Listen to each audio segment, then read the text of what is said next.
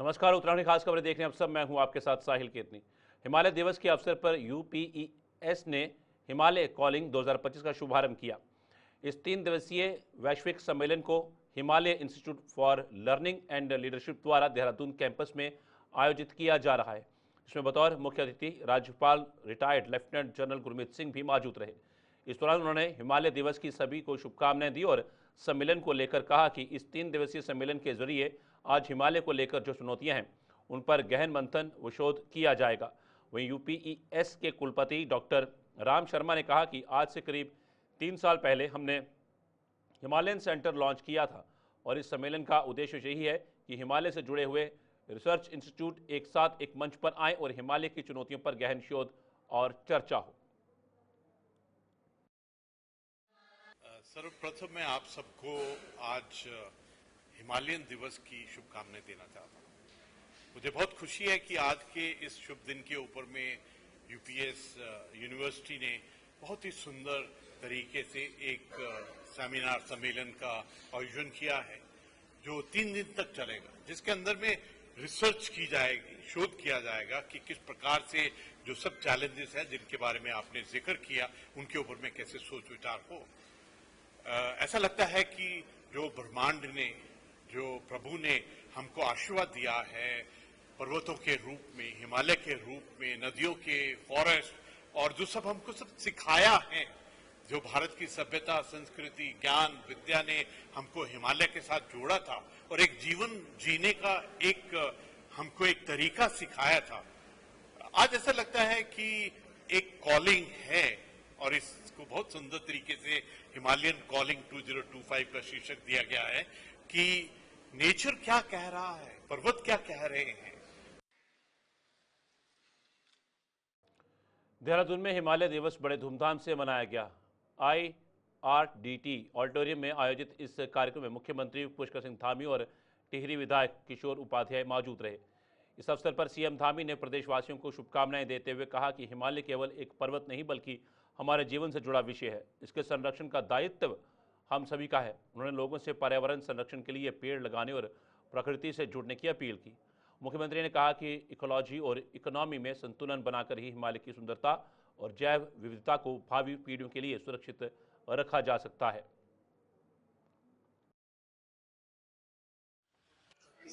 देखिए, आज का दिन हम सभी के लिए बहुत महत्वपूर्ण है, वहीं पूरे देश और दुनिया के लिए ये दिवस बहुत महत्व का दिवस है, क्योंकि आने वाले समय में और वर्तमान में जिस प्रकार की चुनौतियों का हम सामना कर रहे हैं, निश्चित रूप से हम सबको आज के दिन ये संकल्प लेना होगा कि हम पूरे वर्ष भर प्रकृति के संरक्षण के लिए, हिमालय के संरक्षण के लिए काम करेंगे। और इसीलिए हमने ये तय किया है कि 2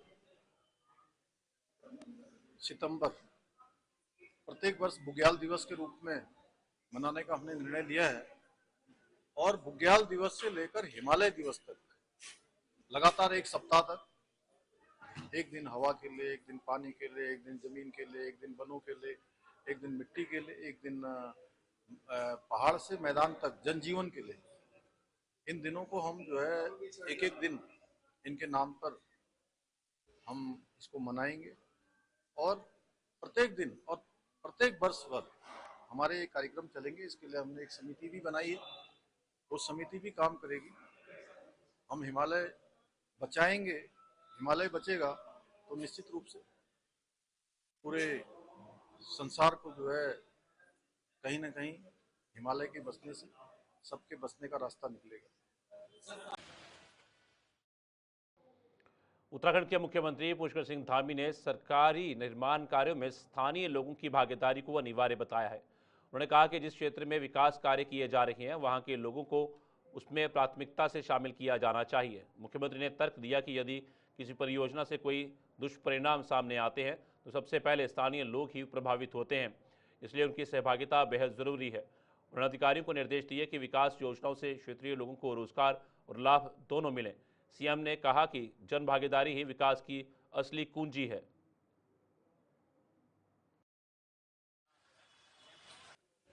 सरकारी निर्माण कार्यों में निश्चित रूप से जो हमारे स्थानीय लोग हैं उनको प्राथमिकता दी जानी चाहिए। जिस क्षेत्र में काम हो रहा है उन क्षेत्र के लोगों को उसमें सहभागी बनाया जाना चाहिए, क्योंकि अगर उसके कोई दुष्परिणाम आते हैं तो निश्चित रूप से वो उसमें सहभागी होते हैं। तो अच्छे कार्यों में भी और निर्माण कार्यों में भी उनको सहयोगी बनाया जाना चाहिए। उत्तराखंड के मुख्यमंत्री पुष्कर सिंह धामी ननकाना साहिब बड़ा गुरुद्वारा पहुंचे, जहां उन्होंने मत्था टेककर प्रदेश की सुख समृद्धि और खुशहाली की कामना की। इस अवसर पर उन्होंने गुरु तेग बहादुर जी के 350वें शहीदी दिवस पर शिरोमणि गुरुद्वारा प्रबंधक कमेटी अमृतसर द्वारा आयोजित शहीदी नगर कीर्तन यात्रा का हिस्सा बनकर श्रद्धालुओं का स्वागत किया। मुख्यमंत्री धामी ने कहा कि ये केवल एक नगर कीर्तन यात्रा नहीं बल्कि आस्था, एकता और गुरु साहिब के संदेश को जन जन तक पहुंचाने का पवित्र अभियान है। कार्यक्रम में विधायक त्रिलोक सिंह चीमा, मेयर दीपक बाली सहित कई जनप्रतिनिधि, प्रशासनिक अधिकारी और बड़ी संख्या में श्रद्धालु मौजूद रहे। गुरु तेग बहादुर जी के शहीदी दिवस पर कीर्तन नगर कीर्तन यहाँ पहुंची है। आसाम से चलकर आज ननकाना साहब उत्तराखंड काशीपुर में आए। मैं उन सभी का स्वागत करता हूं और गुरु तेग बहादुर जी को सत सत नमन करता हूं, जिन्होंने धर्म की रक्षा के लिए, संस्कृति की रक्षा के लिए अपने प्राणों का बलिदान दिया, लेकिन उन्होंने धर्म के रास्ते से हटना स्वीकार नहीं किया। ये हमारे लिए एक सच्ची प्रेरणा है कि जो हमारे धर्म गुरु हैं, जिन्होंने हमेशा अन्याय सहना, अत्याचार सहना, अपनी जान देना, बलिदान देना ये स्वीकार किया, लेकिन धर्म के रास्ते से कभी विमुख होना स्वीकार नहीं किया। आज हम जब अपने इन गुरुओं का इतिहास पढ़ते हैं, जानते हैं, तो निश्चित रूप से इनके इतिहास को पढ़कर एक भारत श्रेष्ठ भारत की जो परिकल्पना है वो उसमें पूरी तरह से चरतार दिखती है। आज प्रधानमंत्री आदरणीय मोदी जी के नेतृत्व में एक भारत श्रेष्ठ भारत, चाहे वो कोई समाज हो, हर समाज को आगे बढ़ाने का काम हो रहा है। सिख समाज के लिए जहाँ करतारपुर कॉरिडोर का काम हुआ है, वहीं जो FCRA है, लंगर से करों को हटाना है, उन सभी को समाप्त किया है। इसके अतिरिक्त अफगानिस्तान काबुल से पवित्र गुरु ग्रंथ साहब को लाया गया। इसी प्रकार उत्तराखंड में हेमकुंड जाने के लिए जो कठिन यात्रा होती थी, उस कठिन यात्रा को सरल बनाने के लिए, लोगों की सुविधा के लिए 12.5 किलोमीटर रोपवे का निर्माण का कार्य प्रारंभ हो गया है और अनेक कार्य हमारे इन स्थलों के लिए किए जा रहे हैं। और निश्चित रूप से आज जो हमारे धर्म गुरुओं ने जिस परिकल्पना के साथ अपना बलिदान। हिमालय दिवस के अवसर पर सैनिक कल्याण मंत्री गणेश जोशी लैंसडाउन छावनी क्षेत्र पहुंचे, जहां उन्होंने वृक्षारोपण कर पर्यावरण संरक्षण का संदेश दिया। इस मौके पर गढ़वाल राइफल्स के जवानों और अग्निवीर रंगरूटों ने भी बढ़ चढ़कर भागीदारी की। मंत्री जोशी ने कहा कि हिमालय केवल भौगोलिक संरचना नहीं बल्कि हमारी संस्कृति, सभ्यता और अस्तित्व की धरोहर है। इसकी गोद से बहने वाली नदियां करोड़ों लोगों को जीवनदायिनी जल प्रदान करती हैं। उन्होंने प्रदेशवासियों से वृक्षारोपण को जन आंदोलन बनाने और पर्यावरण संरक्षण को जीवन का हिस्सा बनाने की अपील की, ताकि हिमालय की सुंदरता और प्राकृतिक धरोहर को भविष्य के लिए सुरक्षित रखा जा सके। उत्तराखंड के सैनिक कल्याण मंत्री गणेश जोशी आज अपनी कर्म भूमि लैंसडाउन पहुंचे। परेड मैदान की मिट्टी माथे पर लगाकर उन्होंने मातृभूमि और कर्म भूमि को नमन किया। मंत्री गणेश जोशी के लिए यह क्षण बेहद भावुक रहा, क्योंकि 13 नवंबर 1976 को उन्होंने यहीं से गढ़वाल राइफल्स रेजिमेंट सेंटर में बतौर राइफलमैन सेना में भर्ती होकर देश सेवा का संकल्प लिया था। वर्षों बाद उसी भूमि पर लौटकर उन्होंने कहा कि यही स्थान उनके जीवन की सबसे बड़ी प्रेरणा है। इस अवसर पर सैन्य अधिकारियों, जिला प्रशासन और गढ़वाल राइफल सेंटर के अधिकारियों ने उनका गर्मजोशी से स्वागत किया।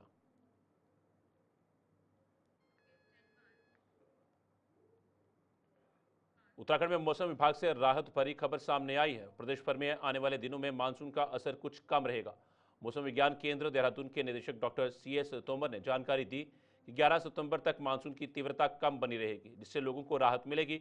हालांकि कुछ जिलों में भारी बारिश की संभावना बनी हुई है। वहीं 12 से 14 सितंबर के बीच मानसून दोबारा सक्रिय हो सकता है और बारिश की तीव्रता बढ़ सकती है। ऐसे में प्रशासन और स्थानीय लोगों को सतर्क रहने की जरूरत है।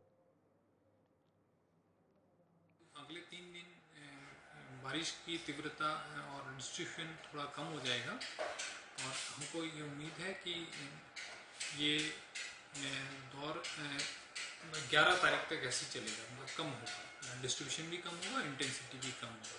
तो उसके बाद 12 तारीख से फिर 15 तारीख के बीच में, 14 तारीख के बीच में डिस्ट्रीब्यूशन बढ़ेगा। हैवी रेन जो है, जैसे मैंने बताया कि 24 घंटे में तो देहरादून, पौड़ी, बागेश्वर, नैनीताल जिले में कहीं कहीं हो सकती है। इसके साथ साथ हायर इंटेंसिटी की रेनफॉल में से मतलब कि जो तीव्रता बढ़ सकती है। उसके बाद अगले 3 दिन 11 तारीख तक कोई हमने हैवी रेन का अनुमान है नहीं। 12 तारीख को देहरादून, नैनीताल, चंपावत, बागेश्वर, पिथौरागढ़, मेनली देहरादून और कुमाऊं मंडल वाले जिलों में कहीं कहीं हल्की तेज बारिश हो सकती है। बाकी इंटेंसिटी ज़्यादा हो सकता है।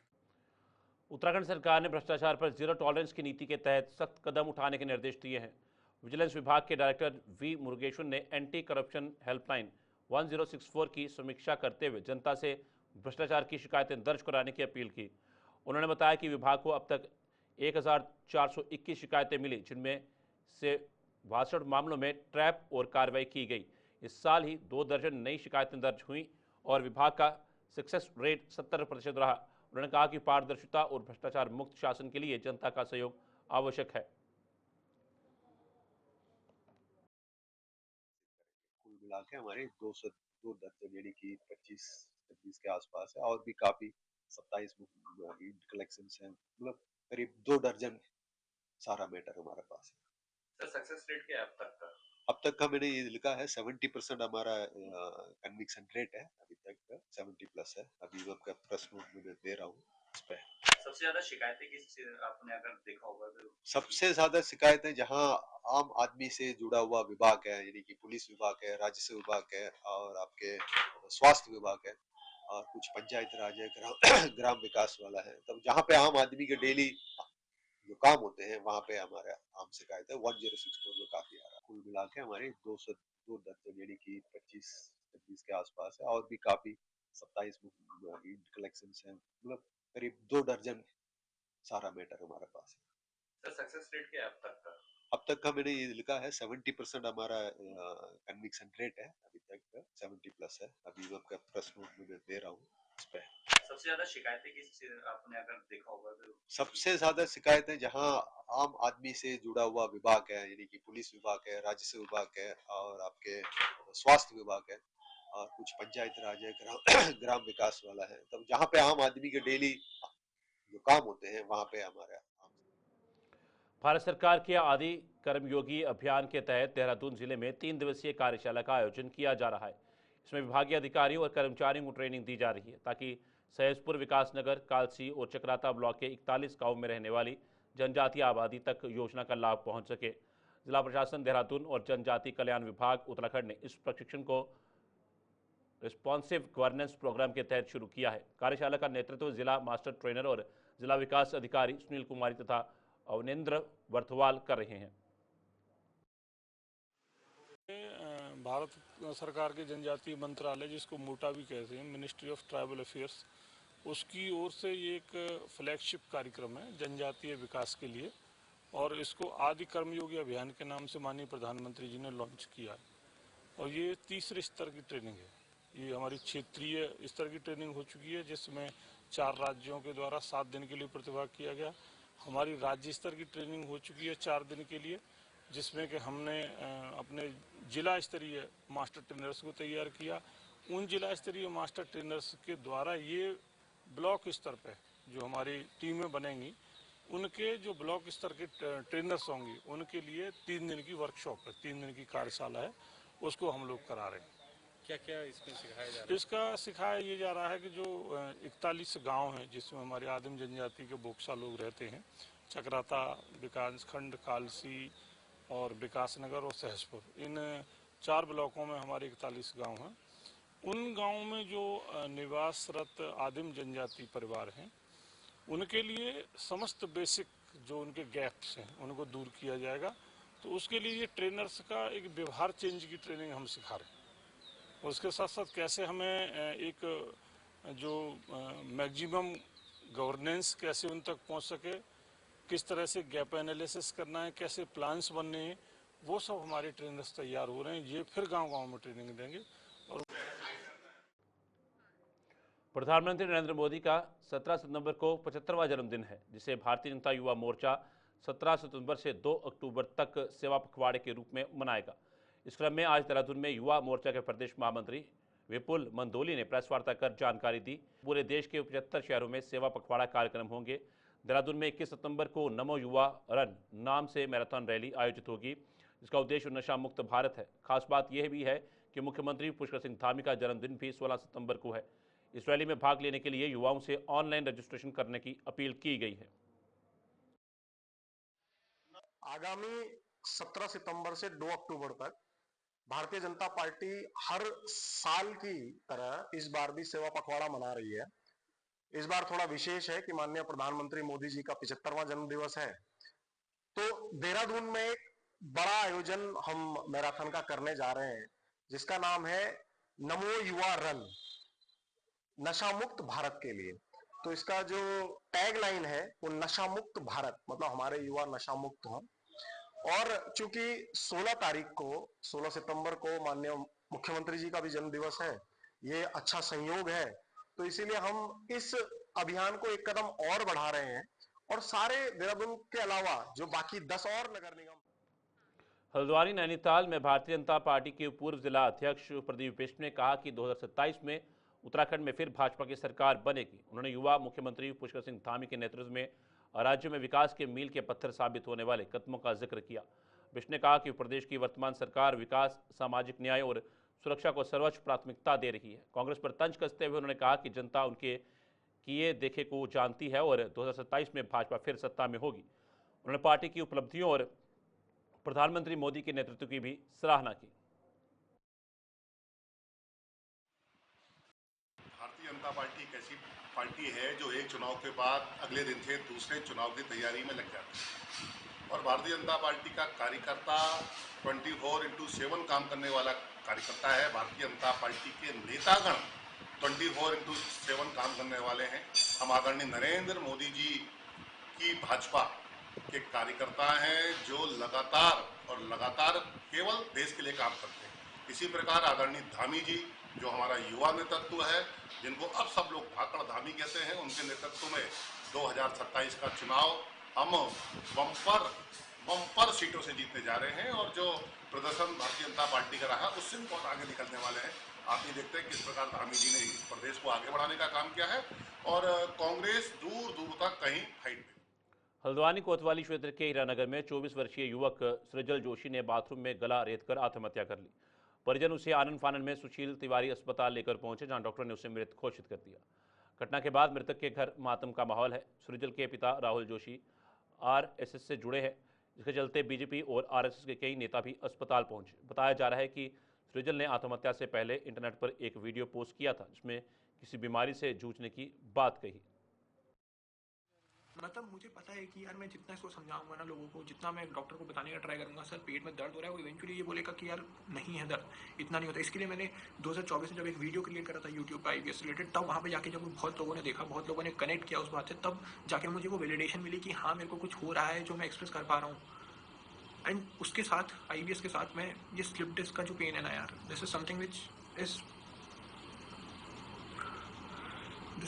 इज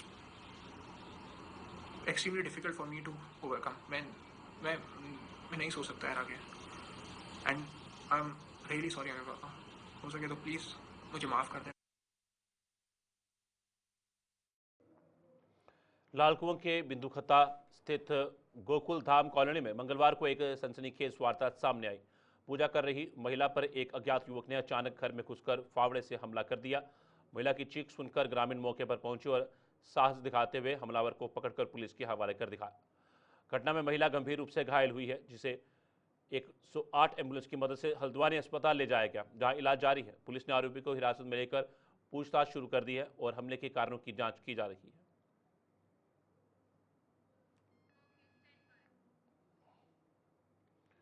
हरबरपुर के क्रिश्चियन हॉस्पिटल में आयोजित विशेष कार्यक्रम ने सभी का दिल जीत लिया। इस मौके पर दिव्यांग बच्चों ने अपनी प्रतिभा का शानदार प्रदर्शन करते हुए उत्तराखंड, गुजरात और अन्य राज्यों की पारंपरिक डिशेज तैयार की। अस्पताल का स्टाफ ही नहीं बल्कि मरीज और उनके परिजन भी इन व्यंजनों का स्वाद चखने पहुंचे और बच्चों की मेहनत की जमकर सराहना की। हॉस्पिटल में समय समय पर ऐसे आयोजन किए जाते हैं ताकि दिव्यांग बच्चों में आत्मविश्वास और ऊर्जा का संचार हो। इस पहल ने साबित किया कि सही अवसर पर और प्रोत्साहन पाकर दिव्यांग बच्चे समाज का गौरव बन सकते हैं। चंपावत में कांग्रेस संगठन सृजन अभियान के तहत कार्यकर्ताओं ने व्यापारियों और आम जनता से संवाद कर उनकी राय जानी। इस दौरान कांग्रेस जिला अध्यक्ष पद के लिए 12 दावेदार सामने आए, जिनमें से 80% युवा शामिल हैं। कांग्रेस ऑब्जर्वर संगीता बेनीवाल ने कहा कि युवाओं का कांग्रेस की ओर बढ़ता रुझान पार्टी के लिए सकारात्मक संकेत है। उन्होंने आरोप लगाया कि भाजपा सरकार ने पंचायती चुनावों में जनादेश का दुरुपयोग किया। कांग्रेस नेताओं ने दावा किया कि जनता भाजपा की नीतियों से नाराज है और 2027 में उत्तराखंड में कांग्रेस की सरकार बनेगी। दिन के दौरे में सबसे अच्छा ये लगा कि लगभग जो हमारे 12 यूथ लोगों ने आवेदन दिया है, तो खुद स्वयं पुष्कर सिंह धामी यहाँ के विधायक हैं और मुख्यमंत्री बने हैं, उसके बावजूद भी यूथ का इस तरह से आना और जिले की कमान लेना आपस अपने आप में दर्शाता है कि पूरी तरह से पुष्कर सिंह धामी मुख्यमंत्री यहाँ पर फेल साबित हो गए और जनता त्राही त्राही मचा रही है। मैं स्वयं अभी प्राकृतिक आपदा में यहाँ आई थी, इतने दिन से हम लोग यहाँ हैं, बारिश हो रही थी, लैंडस्लाइड हो रहा था, पर पार्टी का जो आदेश था उसको हमने मानते हुए सभी जगह गए और आपदा में जो पीड़ित लोग हैं हमने उनसे भी मुलाकात की। राष्ट्रीय राजमार्ग जो है पिछले काफ़ी दिनों से जब से मैं यहाँ आई हूँ।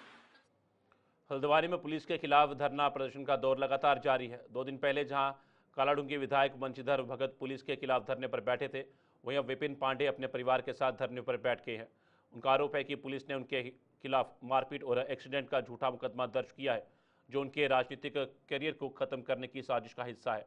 पांडे ने दोपहर तक मुकदमा वापस लेने की चेतावनी दी है और कहा कि यदि ऐसा नहीं हुआ तो वे सड़कों पर उतरकर पुलिस के खिलाफ बड़ा आंदोलन करेंगे।